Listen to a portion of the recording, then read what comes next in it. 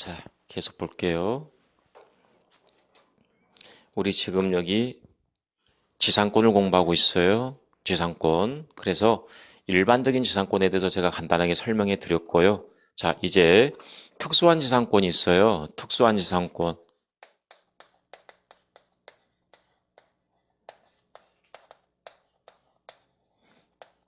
자, 특수한 지상권에서 세 가지가 있어요. 구분 지상권이라는 게 있고요. 그 다음에 분묘기지권이라는 게 있어요. 그 다음에 관습법상의 법정지상권이라는 게 있어요. 자, 이 중에서 관습법상의 지상권 부분은 지금 보기에는 너무나 어려운 부분이니까 일단 생략하고요. 구분지상권 부분하고요. 그 다음에 분묘기지권에 대해서 간단하게 설명을 좀 해드릴게요. 세부적인 내용들 디테일한 부분들은 우리가 기본 강의 때 가면은 우리 기본서를 보면서 하나씩 제가 체크해 드릴 거예요. 구분지상권 있죠. 좀 전에 우리가 지상권을 공부했거든요. 지상권을 공부했는데 이제 구분지상권은 앞에 구분이란 표현이 들어가 있네요. 구분되어 있다. 지상권이긴 지상권인데 구분되어 있다. 구분되어 있다 이 말은요. 토지의 사용권의 범위가 특정되어 있다. 이런 의미를 갖고 있어요. 예를 들면 갑이 토지를 소유하고 있어요. 여기 보니까 갑이 토지를 소유하고 있네요. 을과 만나서 지상권 설정 계약을 체결하게 됩니다. 일반적인 지상권 설정 계약을 체결하게 되면요. 지상권에 효력이 미치는 범위가 지표뿐만 아니라 지상, 그 다음에 지하까지도 다 미치게 되는 거예요. 일반적인 지상권은요. 그런데 앞에 구분이란 말이 들어가게 되면요. 특정 층에 대해서만 사용하는 겁니다. 예컨대 이 우리 한국전력공사예요.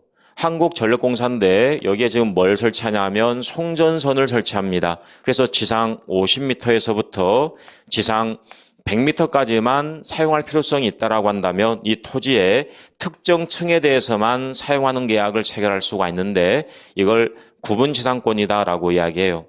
구분지상권 설정 계약을 통해서 이 을이 구분지상권을 취득하게 되면요. 이 사람은 이 특정 층에 대해서만 사용할 수가 있고요. 나머지 부분은 토지 소유자 갑이 사용할 수가 있는 이런 장점이 있는 것이죠. 이 사람은 원하는 부분만 사용할 수가 있고요. 이 사람은 나머지 부분은 자기가 사용할 수가 있으니까 서로서로 좋은 일이죠.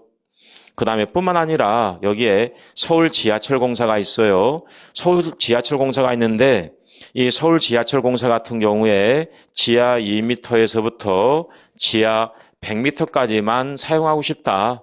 이 부분을 이렇게 뚫어서 지하철을 다니게 하고 싶다라고 한다면요. 즉 터널을 뚫어야 된다 그 말이죠. 이 특정 층에 대해서만 사용 계약을 체결할 수가 있겠죠. 이처럼 특정 층에 대해서 사용할 수가 있고 나머지는 토지 소유자가 사용한다. 토지의 입체적인 사용을 위해서 나오게 됐습니다. 이게 바로 구분 지상권의 문제가 되겠죠. 여기서 여러분이 하나 좀 주의할 사항이 있어요. 구분지상권이라는 것은 여기서 보신 것처럼 토지의 특정 층에 대해서만 사용하는 권리잖아요. 따라서 토지 사용권의 범위, 즉 특정 층이 모든 사람들에게 공식적으로 보여줘야 되겠죠. 한마디로 말씀드리면 토지 사용권의 범위가 뭐가 돼야 된다? 이게 반드시 공시가 돼야 되는 겁니다. 반드시 공시가 돼야 된다. 어디에 공시하면 되겠습니까? 이건 부동산이니까 등기부상에 공시가 돼야 되겠죠. 따라서 토지 사용권의 범위를 정해서 반드시 뭘 해야 된다? 등기를 해야 된다라는 점, 이 점 기억하시면 될 것 같습니다. 자, 일단 이 정도 좀 기억하시면 좋을 것 같고요. 그 다음 분묘기지권에 대해서 한번 설명을 해드리겠습니다.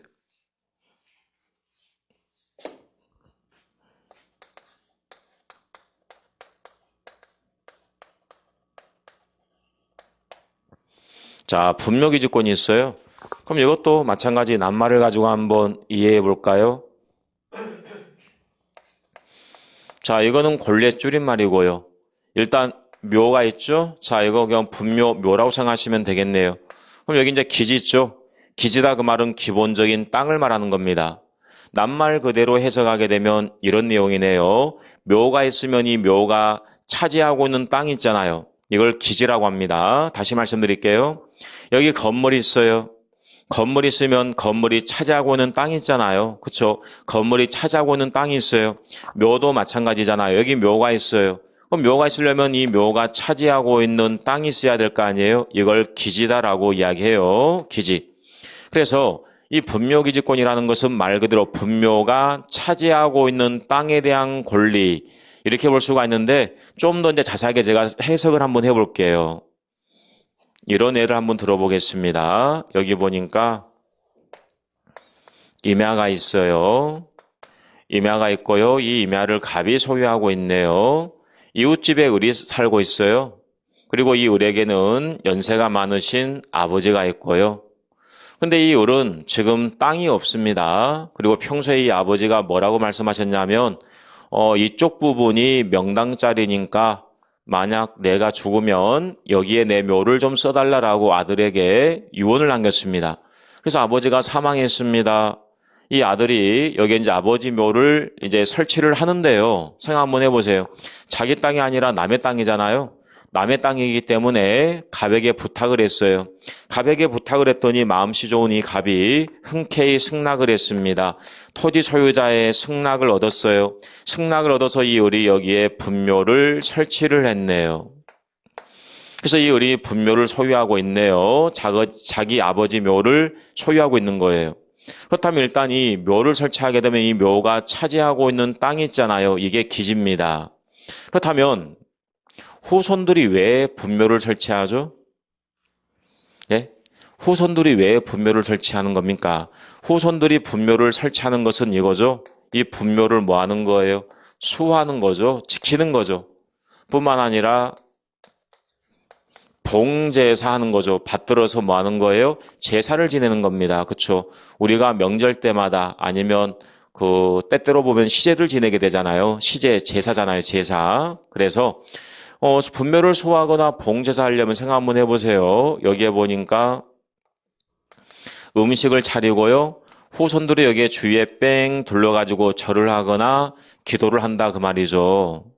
그러다 보면은 이 분묘의 기본적인 땅뿐만 아니라 이 주위 빈 땅들을 사용할 수 있어야 될 거 아니에요. 결론적으로 분묘기지권이라는 것은요. 분묘기지권이라는 것은 이 분묘를 수호하고 봉제사하기 위해서 분묘의 기지뿐만 아니라 주위 빈 땅들을 사용할 수 있는 권리, 이 권리를 분묘기지권이다라고 이야기합니다. 기억하세요. 그래서 여러분께서 일단 분묘기지권의 의미에 대해서 간단하게 이해하시면 되겠네요. 근데 주의해야 될 게 있습니다. 분묘기지권이 성립하려면요. 최소한 분묘로서 요건은 갖추고 있어야 되는 거예요. 다시 말씀드립니다. 분묘기지권이 성립하려면 최소한 분묘로서 요건은 갖추고 있어야 된다. 그렇다면 분묘로서 요건이 갖춰지려면 두 가지가 필요하겠죠. 첫 번째 뭐가 필요합니까? 봉분이 있어야 될 거 아니에요. 그리고 여기에 시신이 있어야 될 거 아니에요. 자, 다시 한번 그림을 좀 그려볼게요.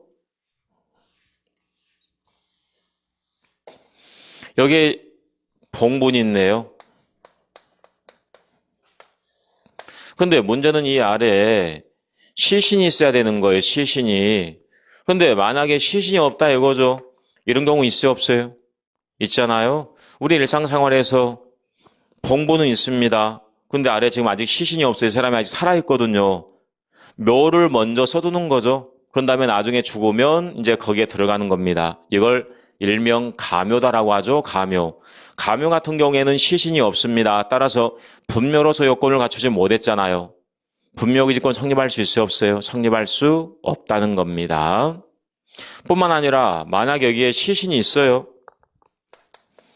여기에 시신이 있어요. 근데 문제는 봉분이 없네요. 봉분이 없습니다. 여기 보니까. 자, 이런 경우를 뭐라 하죠? 평장, 암장 이런 표현을 쓰고 있죠. 그렇다면 평장되었다, 암장되었다 이것들은 자, 여기에 지금 봉분이 없으니까 뭐가 안 되겠습니까? 뭐가 안 되겠어요? 이게 안 되는 거 아니에요. 공시가 안 되는 거 아닙니까? 생각 한번 해보세요. 이 분묘 기지권도요.